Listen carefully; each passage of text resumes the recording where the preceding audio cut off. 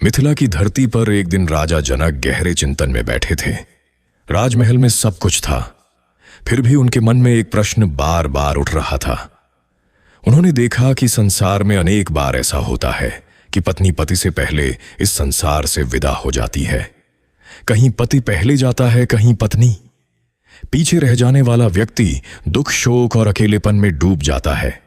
जनक के मन में विचार आया, यदि आत्मा अमर है, यदि मृत्यु केवल शरीर की होती है, तो फिर किसी प्रिय के जाने पर इतना दुख क्यों होता है?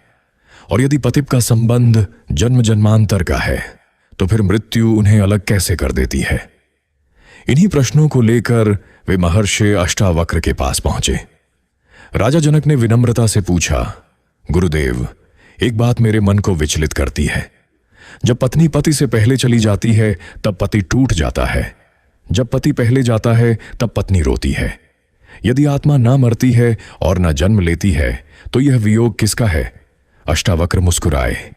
उन्होंने जनक की ओर देखा और कहा, राजन, तुम्हारा प्रश्न पत्नी या पति के पहले जाने का नहीं है, तुम्हारा प्रश्न अज्ञान और ज्ञान का है। जनक चकित हो गए। अष्टावक्र बोले, जिस दिन तुम यह जान लोगे कि तुम शरीर नहीं हो, उसी दिन यह प्रश्न भी समाप्त हो जाएगा कि कौन पहले गया और कौन बाद में। जनक ने पूछा, कैसे गुरुदेव? अष्टावक्र ने कहा, मान लो कि दो यात्री एक सराय में एक रात के लिए ठहरे। वे साथ बैठे, साथ भोजन किया, बातें की और मित्र बन गए। सुबह एक यात्री उत्तर दिशा में चला गया और दूसरा दक्षिण दिशा में। बताओ, क्या वास्तव में वे बिछड़ गए? जनक बोले, नहीं, वे तो केवल यात्रा के लिए मिले थे। अष्टावक्र ने कहा, ठीक वैसे ही पति और पत्नी भी हैं। आत्माएं कुछ समय के लिए एक ही घर, एक ही परिवार और एक ही जीवन यात्रा में साथ आती हैं, फिर समय पूरा होने पर अपनी अपनी दिशा में आगे बढ़ जाती हैं। जनक कुछ देर मौन रहे, लेकिन उनका मन अभी संतुष्ट नहीं हुआ। उन्होंने कहा, गुरुदेव, यदि यह इतना सरल है तो मनुष्य रोता क्यों है? अष्टावक्र ने उत्तर दिया, क्योंकि वह संबंध को सत्य मान लेता है और आत्मा को भूल जाता है। फिर उन्होंने गीता का सार समझाते हुए कहा, तुम कहते हो मेरी पत्नी, मेरा पति, मेरा पुत्र, मेरा परिवार, यही मेरा दुख का कारण है। आत्मा कभी नहीं कहती कि यह मेरा है, मेरा केवल मन कहता है। जनक के भीतर कुछ हिलने लगा। अष्टावक्र आगे बोले, जिस दिन कोई व्यक्ति समझ लेता है कि वह शुद्ध चैतन्य है, उस दिन उसके लिए ना कोई आता है और ना कोई जाता है। तब मृत्यु केवल वस्त्र बदलने जैसी घटना रह जाती है। जनक ध्यान से सुन रहे थे। तभी अष्टावक्र ने कहा, राजन, तुम पत्नी के पहले जाने का कारण पूछते हो, लेकिन प्रकृति किसी नियम से नहीं चलती कि पत्नी पहले जाएगी या पति। जो शरीर अपना कर्म पूरा कर लेता है वह पहले चला जाता है। आत्मा का इससे कोई संबंध नहीं। यह सुनकर जनक शांत हो गए, पर उनके मन में एक और गहरा प्रश्न जन्म ले चुका था। उन्होंने सोचा, यदि संबंध केवल यात्रा का संयोग है तो सच्चा प्रेम क्या है? और क्या ज्ञान प्राप्त होने के बाद भी प्रेम बना रहता है? अष्टावक्र ने उनकी आंखों में उठते प्रश्न को पढ़ लिया। वे मुस्कुराए और बोले, राजन, कल मैं तुम्हें बताऊंगा कि आसक्ति और प्रेम में क्या अंतर है। वहीं से तुम्हारे प्रश्न का वास्तविक उत्तर प्रारंभ होगा।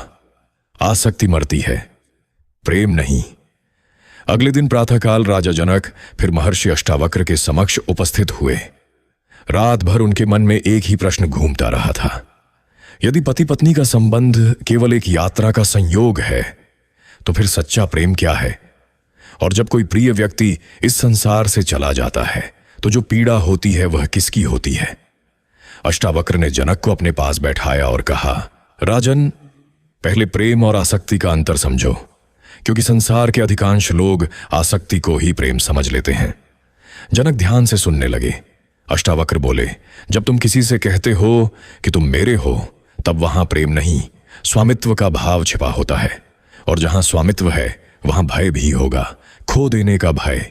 लेकिन जब तुम किसी को उसकी स्वतंत्रता सहित स्वीकार करते हो, उसके अस्तित्व का सम्मान करते हो, तब प्रेम जन्म लेता है। फिर अष्टावक्र ने एक उदाहरण दिया।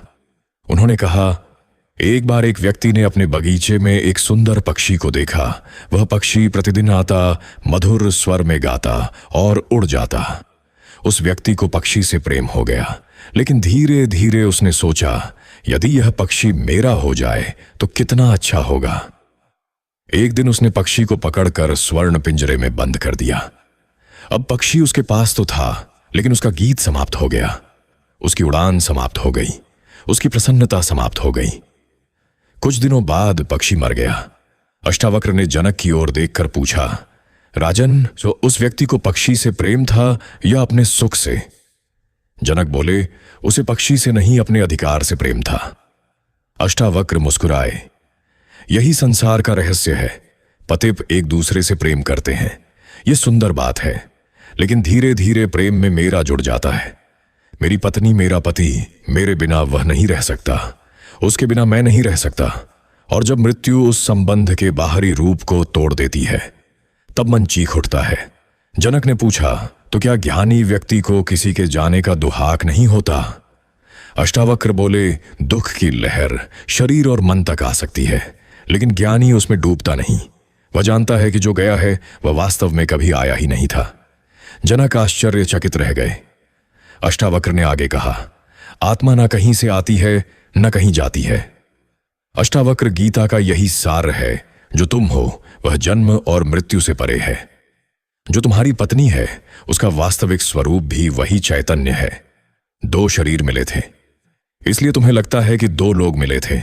दो शरीर अलग हुए, इसलिए तुम्हें लगता है कि दो लोग बिछड़ गए, लेकिन आत्मा के स्तर पर ना मिलन हुआ था ना बिछो। जनक अब पहले से अधिक शांत थे, फिर भी उनके मन में एक प्रश्न शेष था। उन्होंने पूछा, गुरुदेव, यदि आत्मा कभी अलग नहीं होती तो फिर मृत्यु के बाद मिलने की इच्छा क्यों रहती है? अष्टावक्र ने गंभीर होकर कहा, क्योंकि मन स्मृतियों को पकड़कर बैठा रहता है। मन अतीत को छोड़ना नहीं चाहता। वह चाहता है कि जो सुख उसे मिला था वह सदा बना रहे, लेकिन संसार परिवर्तन का नाम है। जो बदलने वाली वस्तु को स्थायी मानता है वही दुख पाता है। इतना कहकर अष्टावक्र मौन हो गए। जनक की आंखें बंद थीं। उनके भीतर पहली बार यह बोध जन्म ले रहा था कि शायद मृत्यु समस्या नहीं है, बल्कि मृत्यु के प्रति उनकी समझ अधूरी है। उन्हें लगा कि प्रश्न पत्नी पहले क्यों गई का नहीं है। प्रश्न यह है, मैं कौन हूं जो उसके जाने पर दुखी हो रहा हूं? और यही प्रश्न उन्हें आत्मज्ञान के अगले द्वार तक ले जाने वाला था। मृत्यु किसकी होती है? अगली सुबह राजा जनक पहले से भी अधिक उत्सुक होकर महर्षि अष्टावक्र के आश्रम पहुंचे। अब उनके मन में केवल एक ही प्रश्न था, मृत्यु के समय वास्तव में क्या होता है? अष्टावक्र ने जनक को देखा और बोले, राजन, जब तक मनुष्य स्वयं को शरीर मानता है तब तक मृत्यु उसे सबसे बड़ा भय लगती है, लेकिन जो स्वयं को आत्मा जान लेता है उसके लिए मृत्यु केवल एक परिवर्तन है। जनक ने पूछा, क्या मृत्यु के समय आत्मा को पीड़ा होती है? अष्टावक्र मुस्कुराए। पहले यह बताओ, जब तुम पुराने वस्त्र उतार कर नए वस्त्र पहनते हो तो क्या तुम्हें पीड़ा होती है? नहीं गुरुदेव, क्योंकि तुम वस्त्र नहीं हो। उसी प्रकार आत्मा को भी कोई पीड़ा नहीं होती, क्योंकि वह शरीर नहीं है। फिर अष्टावक्र ने एक कथा सुनाई। उन्होंने कहा, एक बार एक अभिनेता रंगमंच पर राजा का अभिनय कर रहा था। नाटक समाप्त हुआ तो उसने राजा के वस्त्र उतारे और अपने घर चला गया। बताओ, क्या वास्तव में राजा मर गया? जनक बोले, नहीं, केवल उसका अभिनय समाप्त हुआ। अष्टावक्र ने कहा, यही शरीर की मृत्यु है। जिसे तुम मृत्यु कहते हो वह आत्मा का अंत नहीं, केवल एक भूमिका का अंत है। जनक गहरे विचार में डूब गए।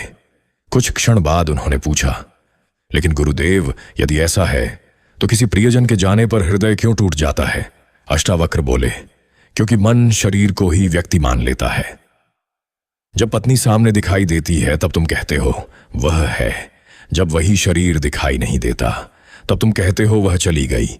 लेकिन जो उसके भीतर चेतना थी वह कहाँ गई? जनक मौन रहे। अष्टावक्र ने उत्तर दिया, वह कहीं नहीं गई। आकाश कहीं नहीं जाता, केवल बादल आते और जाते हैं। उसी प्रकार आत्मा स्थिर है, शरीर आते और जाते हैं। फिर अष्टावक्र ने अपनी आंखें बंद की और कहा, राजन, कल्पना करो कि समुद्र में हजारों लहरें उठ रही हैं। एक लहर दूसरी से कहे, मैं अलग हूं, तुम अलग हो। लेकिन जब लहर शांत हो जाती है तब क्या वह समुद्र से अलग रहती है? नहीं गुरुदेव, क्योंकि वह कभी अलग थी ही नहीं। अष्टावक्र बोले, यही आत्मा का रहस्य है। पति और पत्नी दो लहरों की तरह दिखाई देते हैं। शरीर के स्तर पर वे अलग हैं, लेकिन चेतना के स्तर पर वे सदैव एक ही महासागर के अंश हैं। जनक के हृदय में एक नई शांति उतरने लगी। लेकिन तभी उन्होंने एक और प्रश्न पूछा, यदि आत्मा एक ही है तो फिर कर्म और संबंधों का क्या अर्थ है? हम किसी विशेष व्यक्ति से ही क्यों जुड़ते हैं?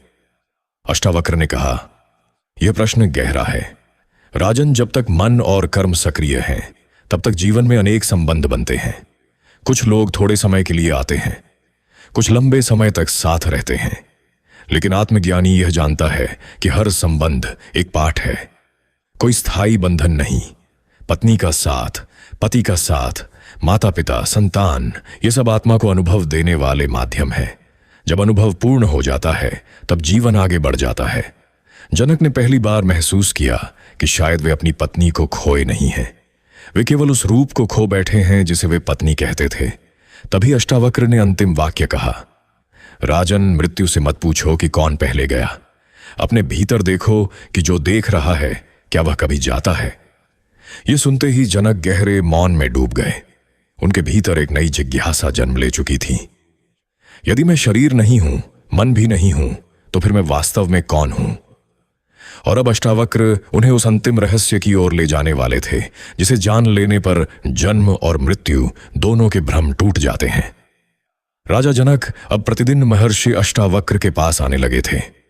पत्नी, पति, मृत्यु, बिछोह और आत्मा के विषय में बहुत कुछ सुन चुके थे, लेकिन उनके भीतर अब एक ही प्रश्न शेष था, यदि मैं शरीर नहीं हूं, मन नहीं हूं, तो मैं कौन हूं? एक दिन प्रातःकाल अष्टावक्र उन्हें नदी के किनारे ले गए। सूर्य की पहली किरण जल पर पड़ रही थी, हवा शांत थी, पक्षियों का मधुर स्वर वातावरण में गूंज रहा था। अष्टावक्र ने पूछा, राजन, इस नदी में क्या दिखाई दे रहा है? जनक बोले, जल दिखाई दे रहा है, उसमें आकाश का प्रतिबिंब दिखाई दे रहा है। अष्टावक्र ने कहा, यदि जल में लहरें उठे तो प्रतिबिंब कैसा होगा? टूटा हुआ और अस्थिर। और यदि जल पूर्णतः शांत हो जाए तब प्रतिबिंब स्पष्ट दिखाई देगा। अष्टावक्र मुस्कुराए, यही तुम्हारे मन की स्थिति है। जब मन इच्छाओं, भय, मोह और शोक की लहरों से भरा होता है तब सत्य दिखाई नहीं देता। जब मन शांत हो जाता है तब आत्मा स्वयं प्रकट हो जाती है। जनक ध्यानपूर्वक सुन रहे थे। अष्टावक्र ने आगे कहा, तुम वर्षों से यह पूछ रहे हो कि पत्नी पहले क्यों गई। फिर तुमने पूछा कि मृत्यु क्या है, फिर तुमने पूछा कि आत्मा क्या है, लेकिन इन सब प्रश्नों का मूल एक ही है, तुम स्वयं को नहीं जानते। जिस दिन तुम स्वयं को जान लोगे उसी दिन सारे प्रश्न समाप्त हो जाएंगे। जनक ने विनम्र होकर पूछा, तो मुझे बताइए गुरुदेव, मैं कौन हूं? अष्टावक्र ने शांत स्वर में कहा, तुम वह नहीं हो जो जन्मा था, तुम वह नहीं हो जो वृद्ध होगा, तुम वह नहीं हो जो एक दिन मृत्यु को प्राप्त होगा। तुम शुद्ध साक्षी हो। शरीर बदलते हैं, विचार बदलते हैं, संबंध बदलते हैं, लेकिन जो इन सब परिवर्तनों को देख रहा है वह कभी नहीं बदलता। फिर उन्होंने अष्टावक्र गीता का सार सुनाया, तुम ना पृथ्वी हो, ना जल, ना अग्नि, ना वायु, ना आकाश। इन सबके साक्षी रूप में स्थित चैतन्य ही तुम्हारा वास्तविक स्वरूप है। इतना सुनते ही जनक की आंखें बंद हो गईं। उनके भीतर वर्षों से जमा शोक जैसे पिघलने लगा। उन्हें अपनी पत्नी की याद आई। पहले जहां स्मृति के साथ पीड़ा आती थी, अब वहां करुणा और कृतज्ञता थी। उन्हें समझ में आ गया, पत्नी कहीं खोई नहीं थी। जिस चेतना से वे जीवित थे उसी चेतना से वह भी थी। शरीर का साथ समाप्त हुआ था, आत्मा का नहीं। कुछ देर बाद जनक ने आंखें खोली। उनके चेहरे पर एक अद्भुत शांति थी। उन्होंने अष्टावक्र के चरणों में प्रणाम किया और कहा, गुरुदेव, अब मैं समझ गया हूं। प्रश्न यह नहीं था कि पत्नी पति से पहले क्यों चली जाती है। प्रश्न यह था कि मैं उस घटना को किस दृष्टि से देखता हूं। अज्ञान में मृत्यु वियोग है, ज्ञान में मृत्यु परिवर्तन है। अज्ञान में संबंध बंधन है, ज्ञान में संबंध ईश्वर द्वारा दिया गया एक सुंदर अनुभव है। अष्टावक्र प्रसन्न हुए। उन्होंने कहा, राजन, अब तुमने जान लिया है कि प्रेम को पकड़ा नहीं जाता, केवल जिया जाता है। जो चला गया उसके लिए शोक मत करो, जो साथ था उसके लिए कृतज्ञ रहो, और जो तुम हो उसे पहचानो। उस दिन के बाद जनक ने कभी यह प्रश्न नहीं पूछा कि कौन पहले गया और कौन बाद में, क्योंकि अब वे जान चुके थे आत्मा ना आती है ना जाती है। मृत्यु केवल एक द्वार है, प्रेम का अंत नहीं होता। केवल रूप बदलता है और इसी बोध के साथ उनके हृदय का सारा शोक शांत हो गया। कथा का सार डॉट पत्नी या पति का पहले जाना कोई आध्यात्मिक नियम नहीं, बल्कि जीवन की स्वाभाविक घटना है। दुख का कारण मृत्यु नहीं, मेरा का भाव है। प्रेम और आसक्ति अलग है। आसक्ति दुख देती है, प्रेम मुक्त करता है। आत्मा न जन्म लेती है न मरती है।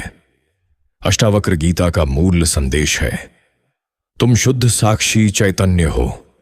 जब यह बोध हो जाता है तब जीवन और मृत्यु दोनों का भय समाप्त होने लगता है।